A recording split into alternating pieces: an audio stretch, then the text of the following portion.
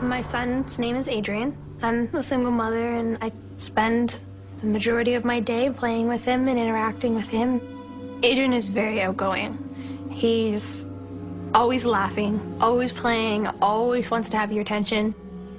I think my son is able to see spirits because he's not so close-minded. He's too young to understand. He's not skeptical. I see dead people. Who hasn't heard that line and been reminded of the movie about a little boy plagued by ghosts? It's a common theme. There are many stories about children who see spirits nobody else can. So is art imitating life? And are kids really more open to the paranormal? Hello, I'm Lawrence Chow. Today on Ghostly Encounters, we meet Kelsey and Ross, two New Brunswickers who believe kids can and often do see things adults can't. Kelsey Thompson is a young woman committed to being the best mother she can be. But then her little boy sees something they don't cover in the parenting textbooks, something that chills Kelsey to the bone.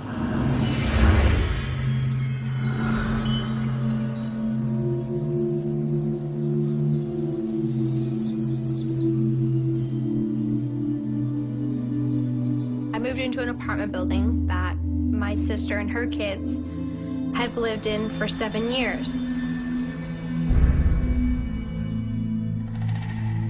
When I first moved into my new apartment, I was moving in my furniture and I was getting things set in, and my son took, the first time he walked into the apartment, he walked right through the door, walked right past the living room and went to this little nook in the wall, this little corner. And he just looks up to the ceiling and he says, "Hi." Hi. I thought that was weird, but at the time, you're busy, you're moving into your apartment, and you're like, it can really bothered with him just saying hello to the wall. So, he's definitely interacting with something that I can't see. That was pretty much just the first thing that happened.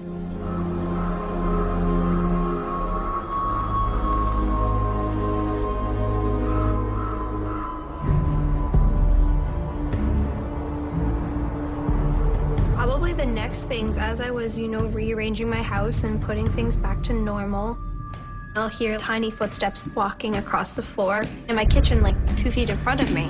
And normally when I hear the footsteps, my son starts talking. He'll start talking to something. And sometimes I'll be sitting there and I'll have my arm around him, we're watching TV, and he'll be like, "Hi." And he'll just say hi. And I heard footsteps a couple inches in front of me, and he'll say hi. Clearly, I'm not seeing it.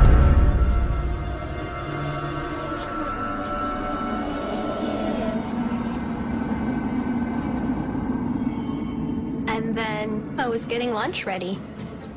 Adrian was playing with the trucks and stuff.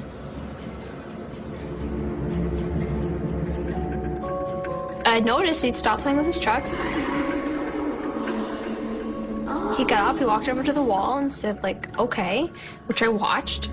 And then he went back in his room and grabbed another truck and brought it out to the corner. And pushed the toy towards the corner as if some child asked for this toy. But I never seen a child ask for the toy or anything, but my son is clearly communicating with this, I would assume, other child. And I was like, "What did you do? Where'd you go?" And he just looked at me like, nothing really happened. I don't even think it fazed him.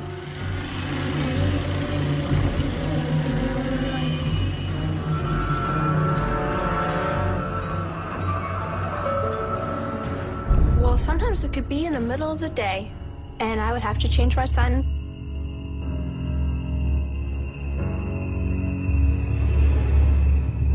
And my crib was where it was supposed to be, on the side of the wall, and I would go change my son.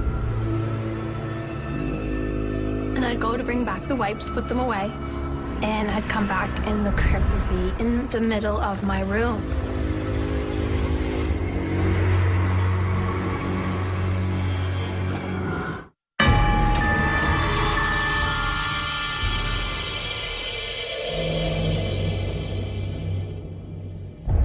Sometimes it could be like 2 o'clock in the afternoon. And I would have to change my son's bum or something, and I'd go in the bedroom, and my crib was where it was supposed to be, on the side of the wall. And I'd go to bring back the wipes, put them away, and I'd come back.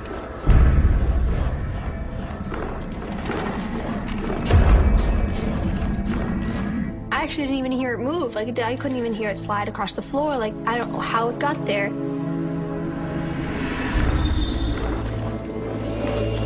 Sometimes it's been just pointed out this way. Sometimes it's been against the other wall. Sometimes it's been pushed against this wall. And sometimes it's just plainly be in the middle of the room. My crib moves constantly.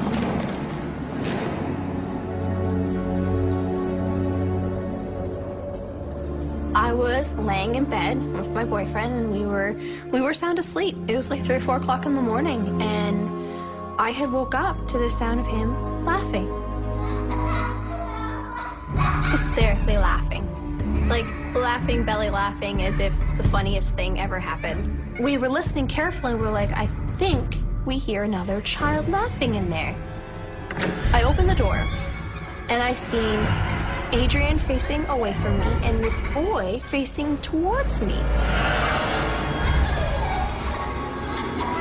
They didn't look normal. I mean, he looked dead. I screamed my bloody head off for a second. I reacted like as if there was something horrific, and he looked at me calmly. It didn't seem like I scared him. He just was very plain, like he didn't understand why I was scared. He just looked at me like he was just supposed to be there, like why, like as if I would have walked in and just seen my son. He was gone. I grabbed my son and I held him and I tried to make sure that he was okay, because I mean, there was a ghost like 2 inches away from his face. I picked him up and he was looking at me like, why are you upset? Everything's fine. Like, I was really scared, because at first I was like, okay, well, this is definite proof. Okay, he is talking to something. And I only held him for like 5 minutes, and then I was like, okay, well, you're obviously fine. So I put him back, just closed the door, and wanted to see if he'd go back to sleep. And probably 4 or 5 minutes later, he was laughing and playing again with this thing, spirit, as if nothing happened. But I seen this boy looking at me. So I know there's something in his room that plays with him at night, and this happens frequently. Like, I don't think I've ever gone 3 nights in a row without him playing with this boy in the night. I think in the end I've accepted it, because I don't think I can make it go away. Adrian appears to have a friendly, ghostly playmate, but Adrian is very young. One has to wonder if he'll still see Jack as he grows older. Our expert Patty Allen tells us children under 5, like Adrian, are the largest age group to report seeing ghosts. But the older they get, the less likely they are to admit to having had a ghostly encounter. That could be because parents and schoolmates don't usually react well to children's ghost stories. It's been a few years, but Ross White remembers when he was in Adrian's shoes. Only for Ross, it was a far more terrifying experience. Yeah, there's lots of ghosts and ghost stories in the St. John area. There are several ghost stories on the west side. I know down on Lancaster Avenue, just down over the hill from here, there's a house that is notorious for being haunted. Then there's the old lady that they say walks the streets on foggy nights. People will say that they see a lady walking towards them in the fog, and then she disappears. And then there's a place where we lived on Bonavista Avenue, which I don't know if it's so haunted, but growing up there, what I found was whenever I woke up, and I didn't wake up every night, but whenever I woke up, I would see what I called shadow people walking in and out of my room. And not just one, but several, like a dozen.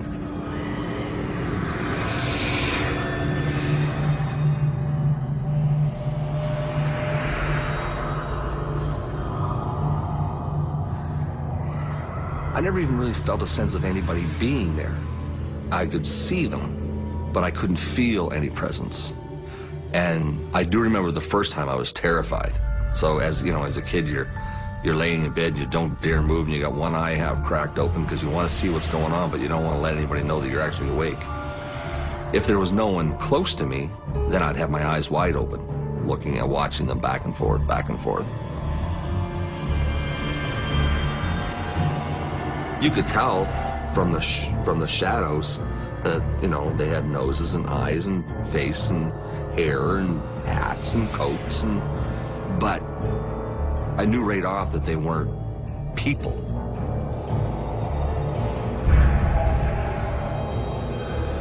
They just moved silently.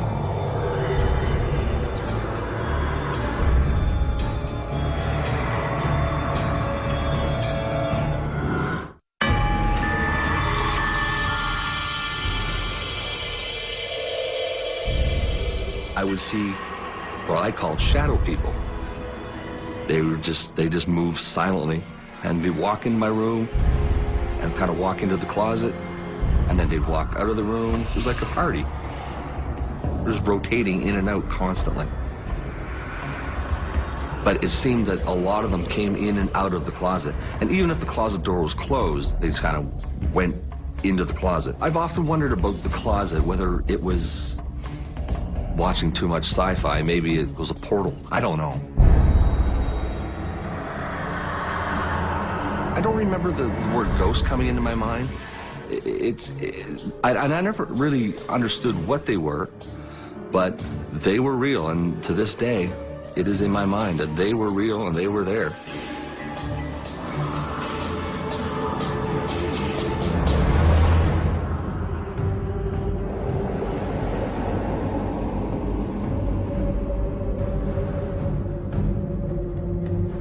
One particular time I do remember waking up with facing the wall and wondering if they were there, and then pretending I was sleeping and kind of roll over, kind of a natural roll over in my sleep, just so I could get turned around to see if they were there.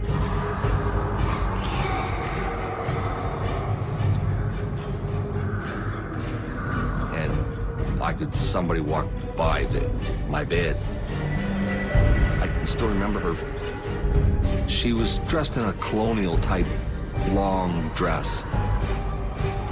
She had like a hat with flowers in it. I was scared. So, and I'm not scared because I felt threatened, just scared because, what is this?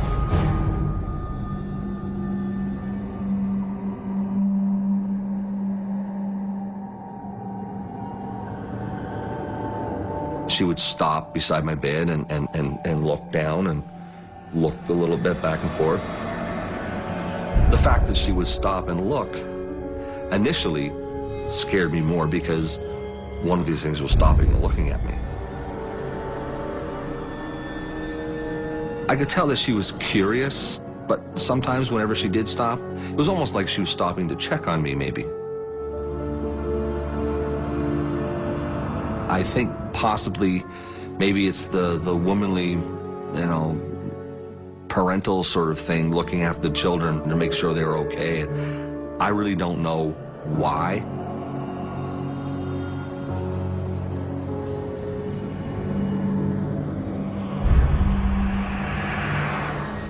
It had gone on for quite a while, and I had told Mom and Dad about the people in my room through the daytime, and breakfast or through the day. I tell you, Mom and Dad were always like, you're just dreaming. You don't really see that. This one particular night, I was afraid, but I wanted to go tell them that, these people are in my room. So I took an opportunity when there really wasn't too many of them around. There was a straight path to my parents' room, and there wasn't anybody maybe in my room at that point in time, maybe only one or two out in the living room. So it was an opportunity to make a bolt across the living room to my parents' room so I could tell them. So at the right time, I kind of jumped out of bed and ran across the living room.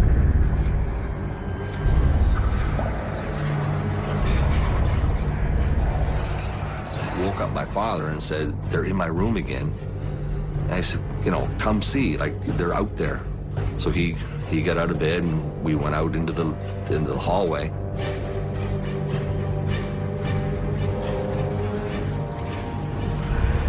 And I can remember standing beside Dad, hanging on to his legs, like, they're right there. And they'd walk by us, and as they walked by us, they'd look at me and look at him, and carry on down the hallway into the kitchen, and other ones would walk by and look at me and look at him and carry on.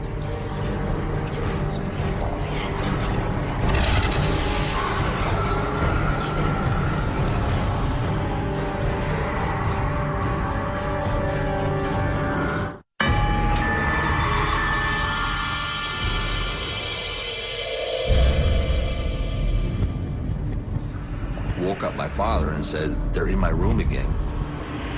And I said, "You know, come see, like, they're out there." And I'd say, "They're right there." He's like, "I don't see them." My father's a very logical person. He said, "I don't see them." I said, "They're right there." So finally he said, "Well, here, come sleep with us tonight. Like, there's nobody here, so, you know." I just couldn't understand why he couldn't see them. I think that children their minds are wide open. And so if there are things like that, or there are phenomenon, children's minds are sponges, and they're wide open, and they're not influenced by, no, there's no such thing. So I think that's why a lot of times you'll have children seeing things like this, and not adults. As time went on, I realized that they weren't going to do anything. There was no noise, there was no knocks, there was no shuffling. They just moved silently, and they were there. That went on the whole time we lived there. Once we moved, a year or so later, I've never seen them since. I never saw them before, and I've never seen them since. But to this day, it is in my brain. I can see them as if it was yesterday. In 1989, I was a service manager for a refrigeration company. Now, I didn't do the domestic calls at that time, but I saw this service call come in for Bonavista Avenue. I thought, hey, that would be neat. I haven't been to that place in a long time. So while I'm fixing the fridge, I'm talking to the tenant, and I said, you know, I used to live here when I was 4 years old. He said, oh, yeah? I said, yeah. I said, it really hasn't changed much. He said, oh, yeah. He said, well, we've only been here for about 6 months, but we're moving. I said, oh, why? He said, my wife's all freaked out. My daughter keeps coming into our room every night saying there's people in her room. And I looked at him and I said, shadow people? And he looked at me and he said, yeah.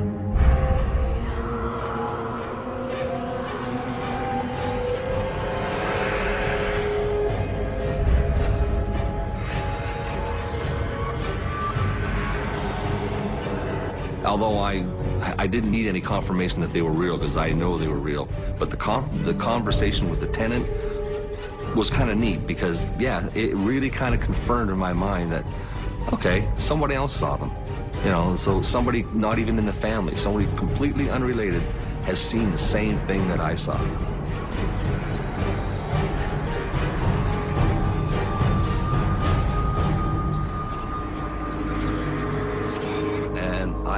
That really struck me, like, you know what? I really was seeing them.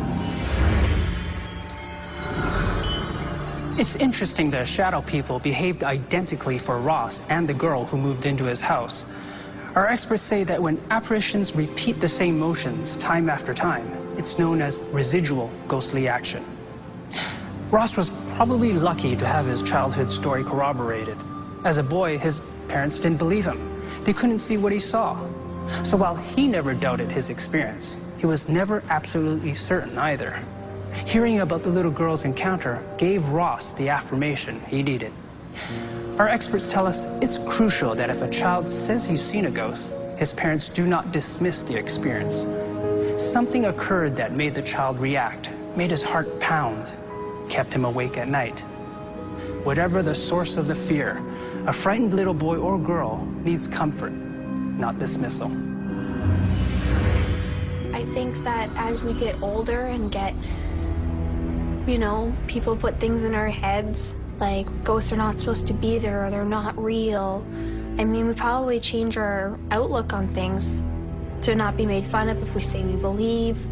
But to, I think, a child, another person or another child standing in front of him would probably be just as equal as another child from like a daycare standing in front of them. I don't think they actually understand the difference. So I think because they're so open-minded, that maybe they're more susceptible to seeing stuff like that. As an adult, I think it would be kind of neat if I did see them again. I've often wondered what it would be like to go spend a night in that house, because my mind is open to the fact that they were there.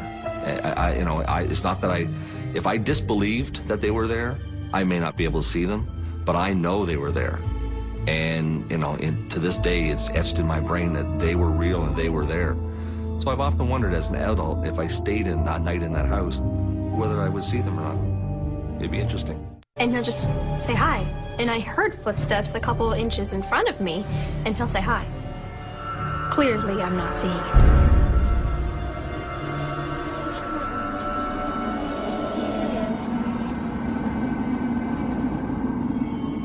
And then I was getting lunch ready. Adrian was playing with the trucks and stuff.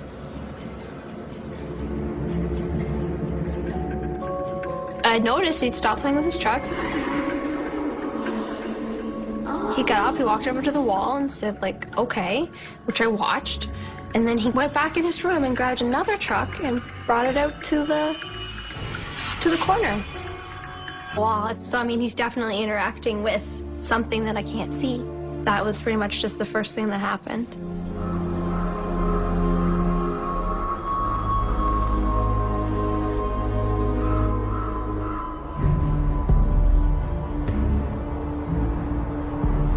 Probably the next things, as I was, rearranging my house and putting things back to normal, I'll hear tiny footsteps walking across the floor in my kitchen, like 2 feet in front of me.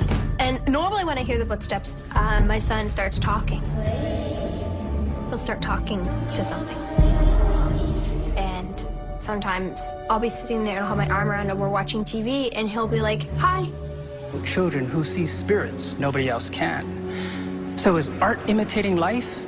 And are kids really more open to the paranormal? Hello, I'm Lawrence Chow. Today on Ghostly Encounters, we meet Kelsey and Ross, two New Brunswickers who believe kids can, and often do, see things adults can't. Kelsey Thompson is a young woman committed to being the best mother she can be. But then her little boy sees something they don't cover in the parenting textbooks, something that chills Kelsey to the bone.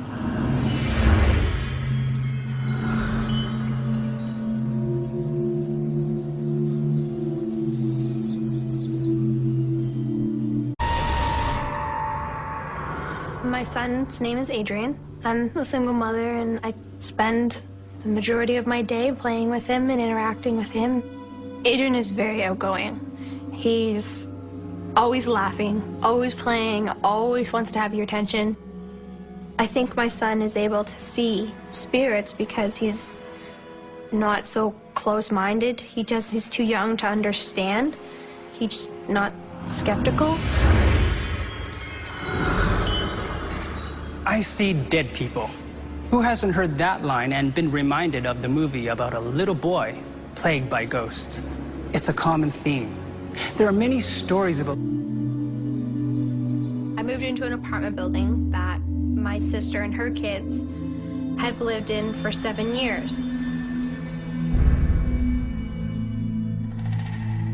When I first moved into my new apartment, I was moving in my furniture and I was getting things set in, and my son took, the first time he walked into the apartment, he walked right through the door, walked right past the living room and went to this little nook in the wall, this little corner. And he just looks up to the ceiling and he says, hi.